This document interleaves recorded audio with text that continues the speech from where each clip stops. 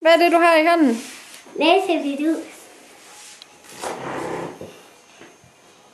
Hvad hedder læsefidusen? Hedder den bare læsefidusen? Nej, det hedder Frederik. Det er noget sejt tøj, den har på der, hvad?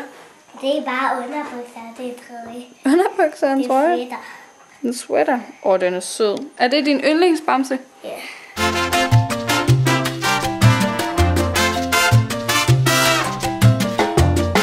Hej. Hvor går du i børnehave hen? Rigsfangs børnehave. Er du glad for det? Ja.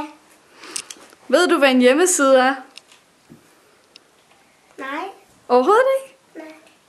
Så du ved slet ikke, hvad det er, vi skal med det her? Nej. Nå. Hvad, må vi se dit værelse? Vil du vise værelset?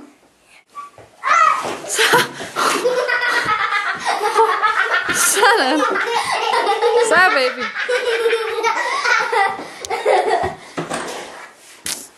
Nå, her er gardiner. Har du lige fået nye gardiner? Ja. Hvad for et værelse var det, vi lige var inde på før det her værelse? Det var Johanne. Det er rigtigt. Det er dig, Johanne. Det er mig. Nå. Har lidt rodet, synes du ikke? Det er far. Er det far? Ej, det går slet ikke. Hvad er din yndlingsmusik? Rapunzel-sangen.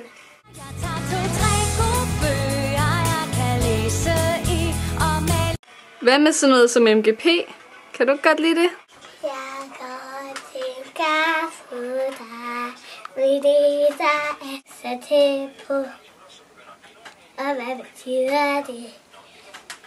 Og det færdige vil stå, den du er sådan noget. Det første autograf. Første autograf. Første autograf. Yeah! Hvad? Det var flot. Hvad for en af dem var det, der vandt? Det var den, jeg lige sangede. Den? Hvad hedder den?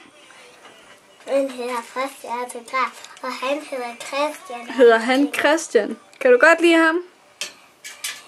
Jeg kan bedst lide, jeg kan tænke over dig. Ja, den er også god. Jeg kan snart skole, så tager jeg kan skole. Gør du det til det? Ja, Meget? ja. Kan du godt læse?